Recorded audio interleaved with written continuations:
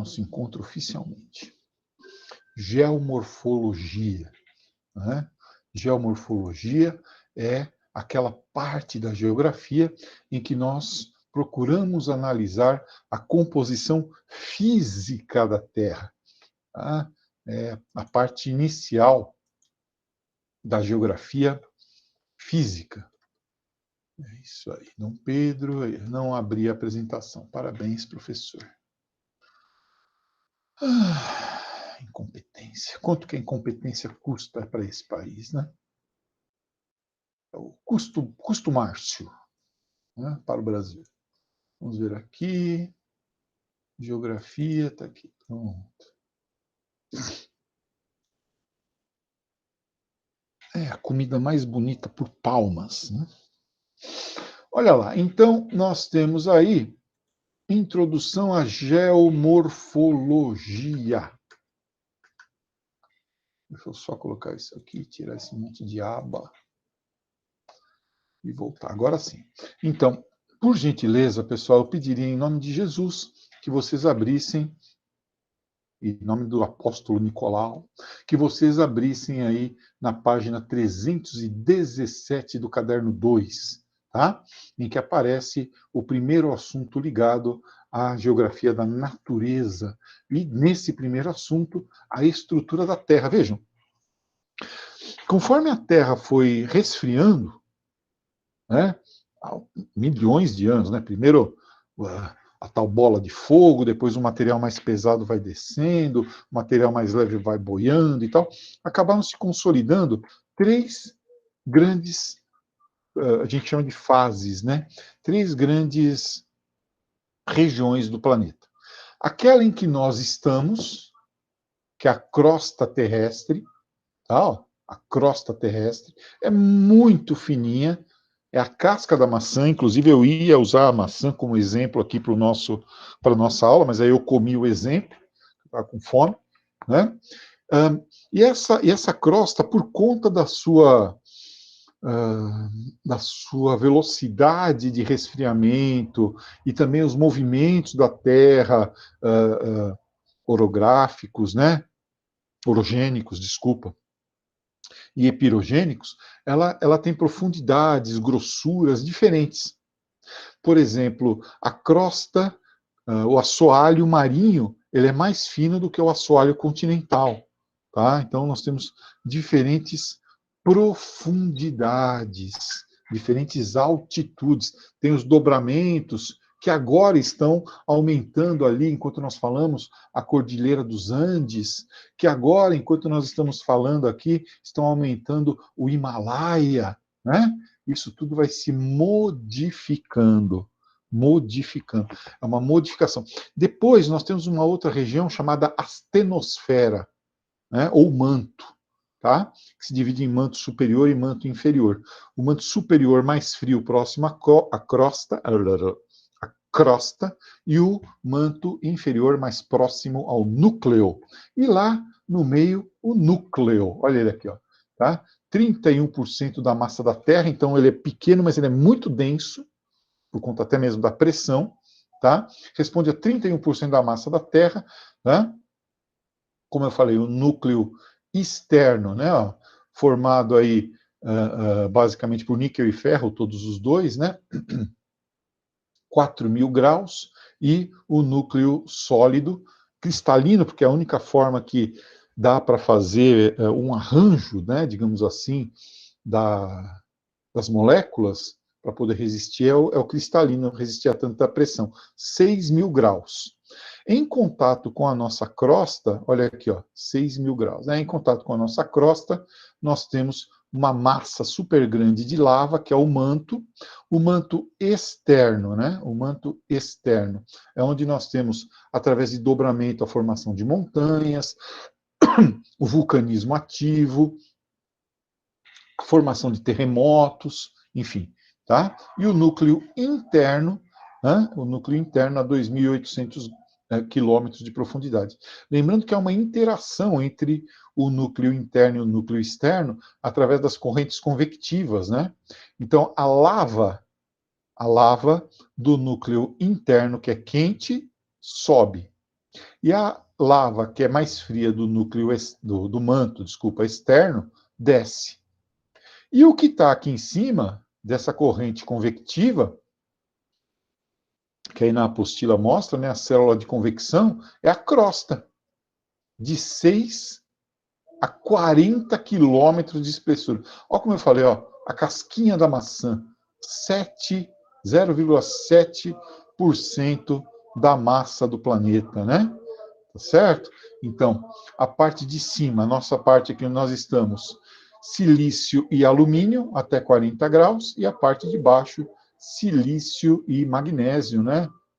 Mas magnésio é Mg, professor, sim, mas na geologia a gente fala cima, né? Silício e magnésio, tá? É a crosta oceânica, que está em cima desse manto de lava e que tem rachaduras, fazendo com que haja aí a parte dos movimentos continentais, a deriva continental, os movimentos tectônicos, tá? Os movimentos tectônicos. Olha aí, ó. Então, o nosso núcleo sólido interno, dentro dele ainda o núcleo aqui o cristalino, né? Então aqui é tudo com formato molecular de cristal. Aqui depois o núcleo externo, finalmente o manto, aqui tem pedra e aqui tem pedra derretida, e em cima de tudo a crosta oceânica e a crosta continental. Há quem compare um bombom de cereja, né? Antigamente, nessa aula, nós levávamos para a escola um bombonzinho com licor de cereja para cada aluno. Ah, que bonitinho. O chocolate era a casquinha, né? O licorzinho é essa parte aqui do manto, e a cereja é o núcleo. E a embalagem é a atmosfera. Ai, que fofo. Eu levava isso para a quinta série. Aí deu problema, claro que deu problema, porque falaram que eu estava levando álcool para as crianças. Puta que pariu. Aí tive que parar de levar bombonzinho, né? Aí tive que substituir o bombonzinho de cereja, que é perfeito para esse exemplo, por sonho de valsa. Aí a casquinha exterior, a casquinha interior, aí dei meu jeito lá. Mas enfim, está aí a estrutura da Terra. Prosseguindo, então, vemos a famosa coluna geológica. Lembra dela? Só rapidinho, nem tem na apostila, mas eu coloquei só para vocês lembrarem, né, pessoal? Ó, dividida em era e período, né? A coluna geológica, tá? Ela pode ser lida de baixo para cima, ou que nem está essa aqui, de cima para baixo. As eras mais importantes, pré-cambriana, paleozoica, mesozoica e cenozoica, é a zoica aqui, né? Aqui não tinha vida, a Terra que está começando a se formar, e finalmente os períodos aqui de formação, né? O que acontecia na biologia, e essa parte é a mais importante. Tá? Pré-cambriano, rochas cristalinas, que é o que tem muito no Brasil, rochas velhas e duras.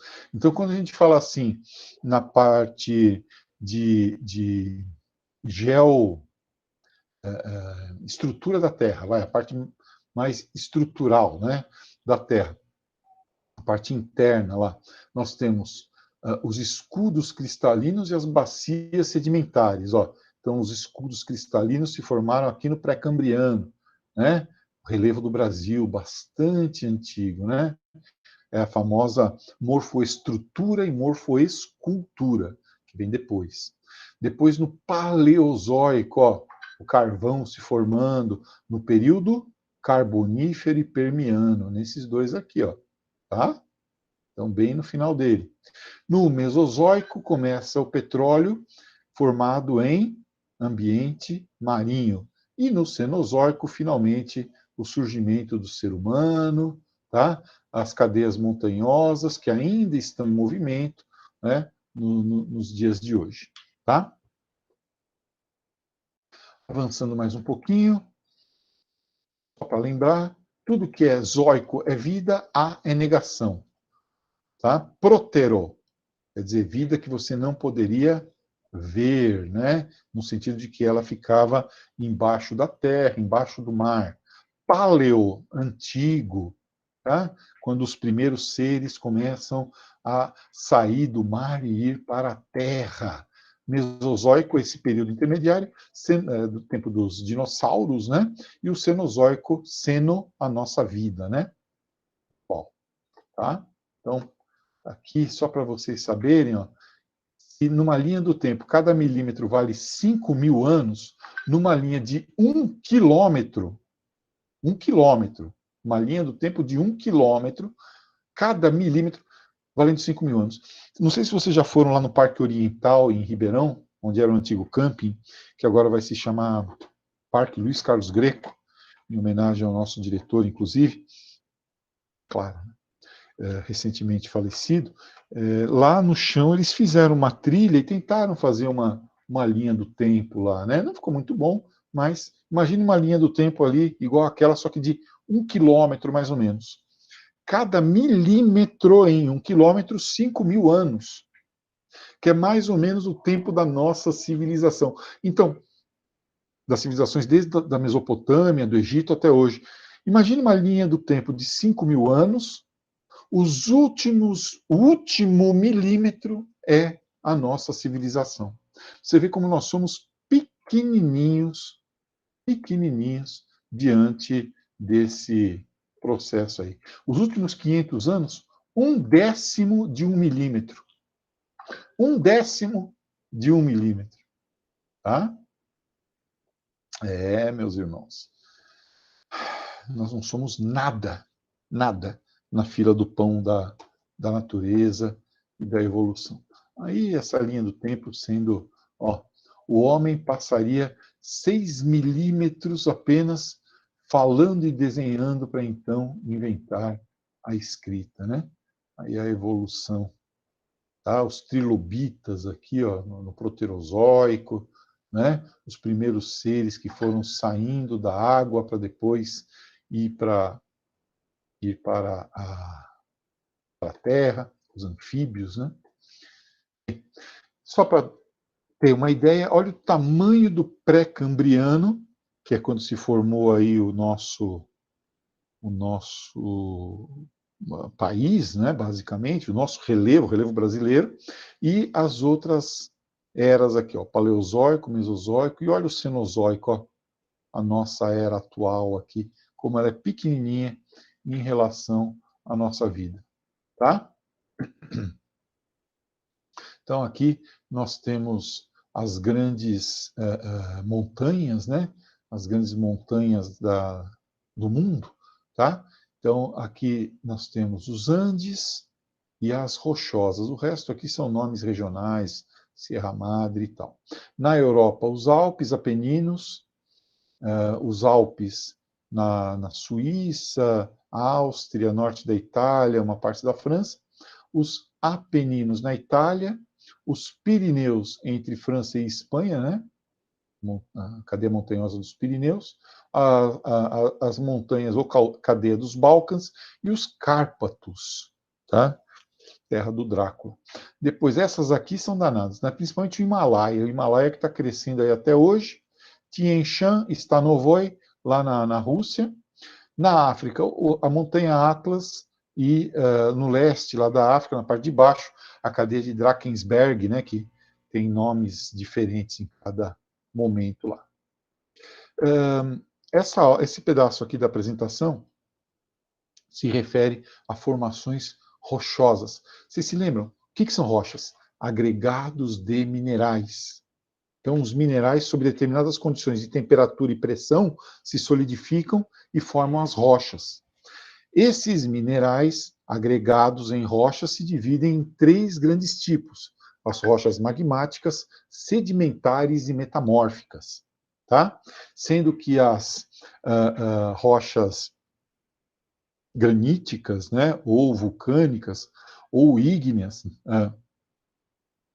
podem ser intrusivas ou extrusivas, né, as magmáticas. Depois, as sedimentares podem ser orgânicas ou inorgânicas, e as metamórficas são resultante de modificações nessas rochas originais que a gente falou aí. Então, agregados minerais, Ó, a parte que estuda é a petrografia, que vocês têm na faculdade de Geografia e de Geologia, magmáticas, sedimentares e metamórficas. As magmáticas são muito comuns, tá? Muito comuns. O que nos leva a pensar no ciclo das rochas. Porque quando uma rocha se forma, ela começa também a se deformar.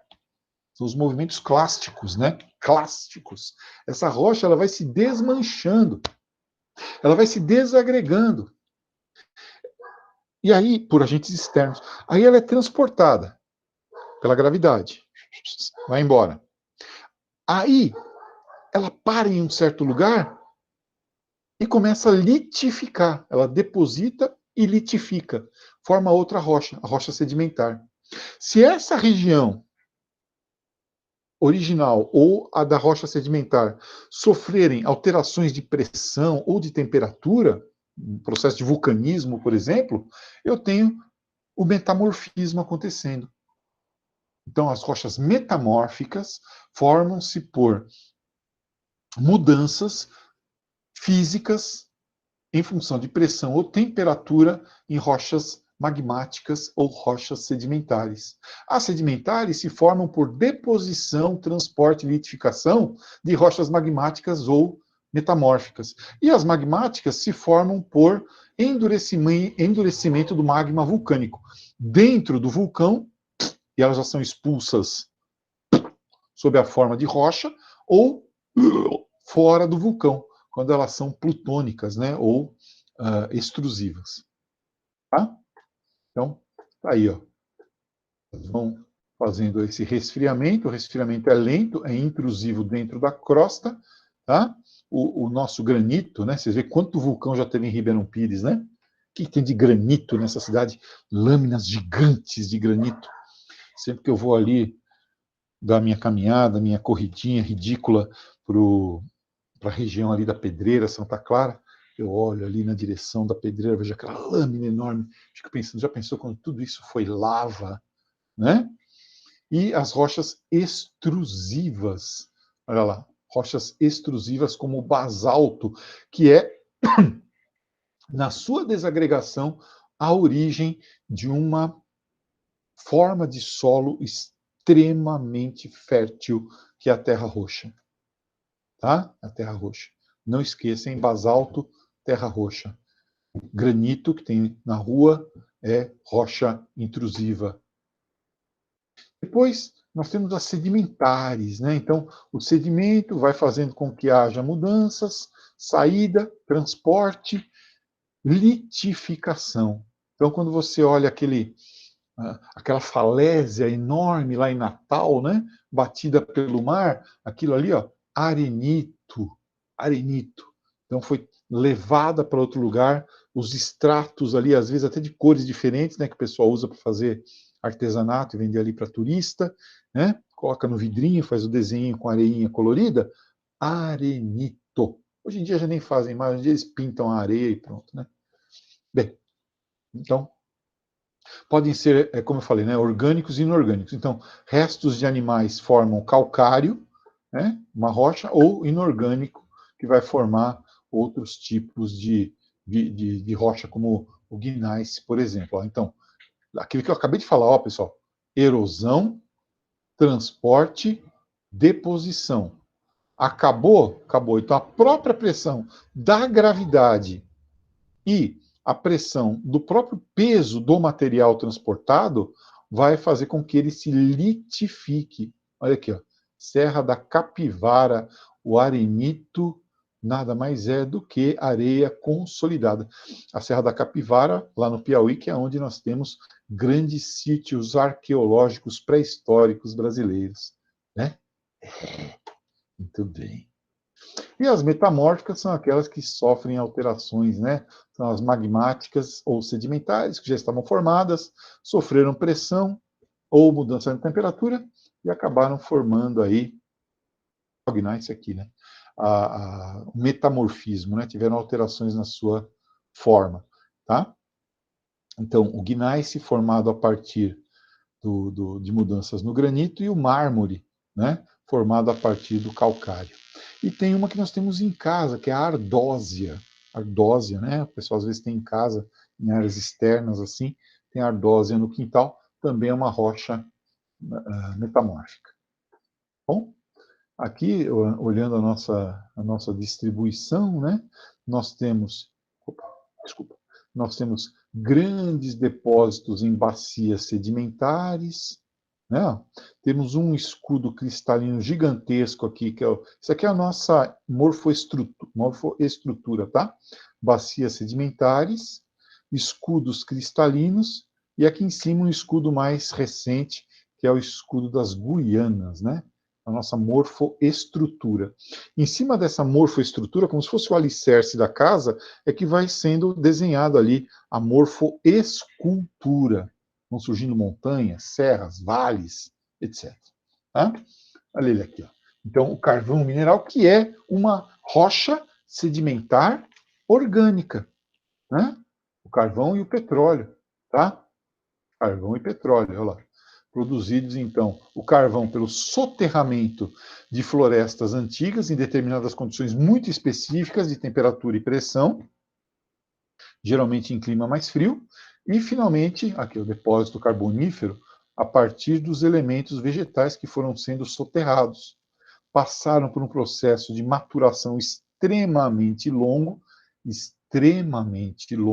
e lento, foram perdendo esses restos o que não era carbono, e o que sobrou aqui foi carbono. Então saiu vapor d'água, saiu oxigênio, etc. E o que sobra é o carbono, que é utilizado como carvão mineral. Praticamente a mesma coisa acontece com o petróleo, que também é um mineral sedimentar. É um mineral sedimentar, mas não é exatamente uma rocha, né? Tá? Então, no oceano, o material se deposita aqui no fundo, a pressão dele, a pressão do oceano e a própria pressão da gravidade fazem com que eles vão aos poucos perdendo os elementos carbônicos, não carbônicos, desculpa. Ele vai gotejando para dentro das rochas sedimentares, né? Vai sendo filtrado e depois se depositando em rocha, em rocha sedimentar, só que rocha. Estou tentando lembrar o nome agora, não está vindo.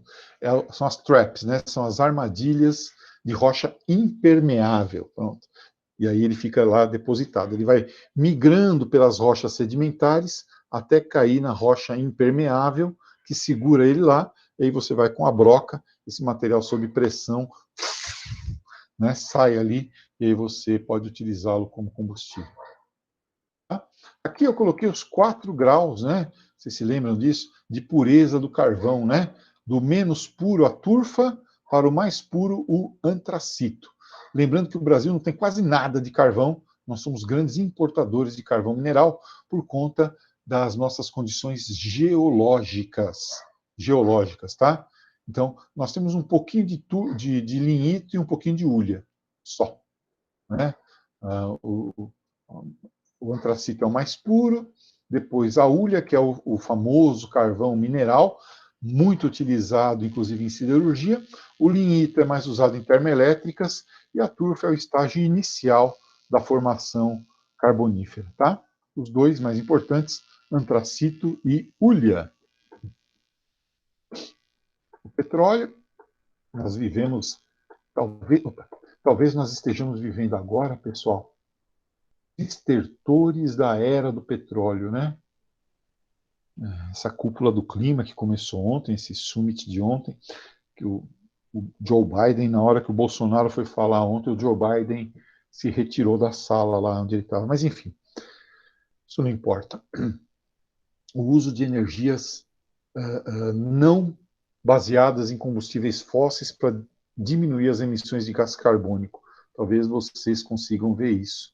Né? Eles estão com metas ambiciosas aí de redução das emissões até os anos 40, os anos 50 desse século aqui. Tomara que dê certo. Torço para que isso realmente ocorra e diminua a nossa dependência em relação ao petróleo, em relação ao carvão mineral. Tá? Grandes reservas petrolíferas, tem até uma aqui no Brasil que eu queria que vocês olhassem, que é o nosso pré-sal, né? Tá? As maiores reservas do mundo aqui no Oriente Médio, né? Entre Irã, Arábia Saudita e Iraque, os três maiores exportadores de petróleo. Na América, a Venezuela, muito perto dos Estados Unidos, por isso os americanos estão sempre de olho na Venezuela, né? Você vai gastar muito menos trazendo petróleo daqui para cá do que trazendo petróleo daqui para cá, né? Sem contar que você não tem que patrulhar tanto o mar, enfim, e não tem que ficar aí contando com o bom humor dos árabes. Né? Jazidas carboníferas, olha o Brasil, nada. Né? Maiores jazidas, aqui nos Montes Apalaches, né, nos Estados Unidos, o Canadá, que exporta muito carvão para os Estados Unidos, a região da Silésia, né, norte da França. Então, são grandes depósitos de carvão que nós temos aí. O carvão que está se esgotando, né, combustível da primeira revolução industrial. Né? Bem, aqui eu só coloquei mesmo mais uma parte de química, né? Pra vocês lembrarem, por causa do Enem. O Enem adora juntar química com física, com geografia, é um saco. Então, o que são minerais, tá? Só um minutinho que eu tenho que espirrar. Então, olha aí, minerais metálicos, não metálicos. Essa parte é importante. Minério e mineral são coisas diferentes. Minério é quando você explora. Quando você vai lá e explora. É que nem jazida e mina. Tá? Então, eu tenho o mineral hematita, por exemplo, que se transforma em minério de ferro quando eu purifico e exploro ele. Eu tenho o mineral bauxita, que eu exploro através de choques eletroquímicos e transformo em alumínio. Tem a cuprita, que eu transformo em cobre, certo? Assim por diante, tá? Tem que fazer essa. Professor, sal também é sal. Sal mineral, né? Não sal marinho, sal mineral. Tá? Aqui, ó. Hematita, bauxita, cuprita, que viram de mineral, se transformam em minério. É igual mina e jazida. Tá? Quanto mais raro, maior o valor. Né? Por exemplo, o homem honesto. Né? Quanto mais raro, maior o valor. Muito bem. Aí nós temos a ourivesaria, a arte de fazer joias. Isso é tão admirável, né? Você pegar uma pedra bruta, polir, desenhar como vai ser aquela pedra, e ir polindo, lixando, limando, até ela virar uma joia. Coisa, eu acho uma arte extraordinária. Extraordinária. Tá? O mais raro, o mais duro, o diamante. Né? Os diamantes são eternos, segundo Marilyn Monroe. Não, esqueci o nome da mulher, ai meu Deus, Elizabeth Taylor. Segundo Elizabeth Taylor, os diamantes são os melhores amigos de uma mulher. Bem, aí, aliás, para lapidar um diamante, só outro diamante, né? Alexandrita, olha lá, vale mais do que o diamante, né? Vale mais do que o diamante. E tem bastante no Brasil, viu? Sabe quem ganhava muito dinheiro com isso aqui? O João de Deus. O João de Deus ganhava bastante dinheiro com Alexandrita. Tá? Recursos minerais que o Brasil exporta bastante, que só dão uma, uma colheita, né? Você só pode colher uma vez esses produtos aí, tá? Petróleo, carvão, tudo isso uma vez só. Acabou, acabou. E aí você vive de explorar isso, quando acaba, a região onde isso era produzido fica abandonada, completamente abandonada. Aqui foi o que a gente falou agora há pouquinho, né, do ciclo das rochas, lembra? Então, ó, as rochas se formam como rochas inicialmente, né, magmáticas, aí elas vão sendo transportadas, litificadas até formarem rochas sedimentares, que sob pressão passam por metamorfismo e vão formando as rochas metamórficas. Tá?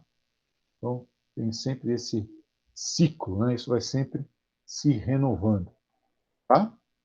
Então tá aí os tipos de rochas, ó. Magmáticas, extrusivas, intrusivas, hipoabissais, que são as intermediárias, metamórficas, que sofrem modificação, e sedimentares, podem ser detríticas, químicas, que são as inorgânicas, ou as orgânicas. Bom, aí a parte de relevo é aquela parte que fala aí na apostila de vocês sobre os movimentos orogenéticos e epirogenéticos. Os movimentos orogenéticos são os formadores de relevo e os epirogenéticos são os movimentos escultores de relevo, que no final das contas formam basicamente depressões, planícies, planaltos ou montanhas. Depressão, planície, planalto ou montanha. Morfoestrutura, nós já vimos, bacias e escudos. E agora a morfoescultura, que vai acontecer aí por cima. Tá? Então, vamos lá? O relevo, pessoal, quando a gente fala assim, o ponto culminante do Brasil é o Pico da Neblina. Pico da Neblina, tá? 3.000 e não sei quantos metros. 2014, segundo alguns, 2.880 e pouco, segundo outros. Isso é medido a partir do nível do mar. O Everest, 8.800 e tchananã, a partir do nível do mar. Porque, você vai contar a montanha a partir daqui, que é onde fica difícil subir? Não, você usa como critério o mar, tá? O mar. Certo? Então, as montanhas, que vão formar em seu conjunto cordilheiras, formadas por dobramentos, quer dizer, movimento tectônico convergente. Tá? Também as serras, né, como nós temos aqui, nós estamos encravados numa serra, né? Alinhamento de montanhas antigas. Pode ver os nossos morrotes aqui em volta de Ribeirão Pires, ou em Ribeirão mesmo, todos arredondados, colinosos, né? É o que nós temos aqui, são as serras. Tá? Planalto são essas áreas que foram sendo desgastadas pelo relevo, né, de cima para baixo, em que a epirogenia é maior do que a orogenia, plano e alto. E as planícies, as áreas de deposição.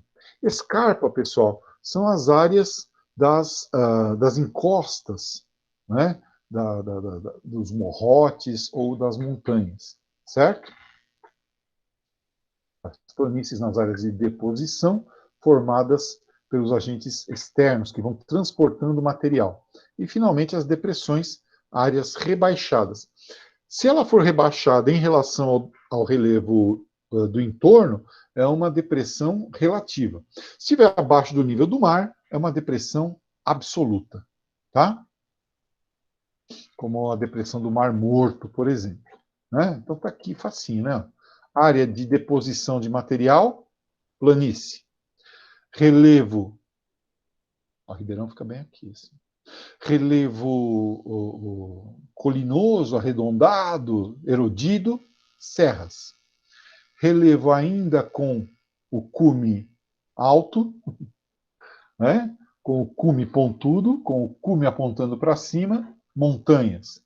Áreas rebaixadas em relação ao relevo circundante, depressão relativa. Se tivesse abaixo do nível do mar, depressão absoluta. Depressão absoluta. Encosta quase que linear, desgastada, escarpa. E o plano alto, desgastado, erodido, planalto. Área também antiga. Tá? Aí o relevo submarino, né, com a plataforma continental, que nos interessa em geopolítica por conta da Amazônia Azul, é a área que você pode realmente explorar sem que ninguém se meta com isso. E o Brasil também está pedindo essa área aqui para ele, ó, o talude. Né, na Amazônia Azul nós estamos querendo também explorar o talude. Depois, a zona abissal, aqui para baixo, uma fossa, como a Fossa das Marianas, por exemplo, né? 4.000 e tantos metros de profundidade, onde jogaram o corpo do Osama Bin Laden. Dorsais, que são áreas que se erguem acima do nível do mar, formando ilhas, né? Como olha aqui, ó, as dorsais mesoatlântica, a dorsal das Marianas, ilhas formadas por coral, por movimentos tectônicos, como essas dorsais. Tá? Então, nós temos aí diversos acidentes, né, de relevo submarino. Olha aqui, a dorsal mesoatlântica que eu falei, ó, formando aqui a Islândia. Ó. Então, aqui são placas tectônicas. Ó. Essas placas tectônicas que têm vários movimentos. Lembra? Por exemplo, a placa da América do Sul aqui, ó, e a placa de Nazca, elas estão com movimento convergente.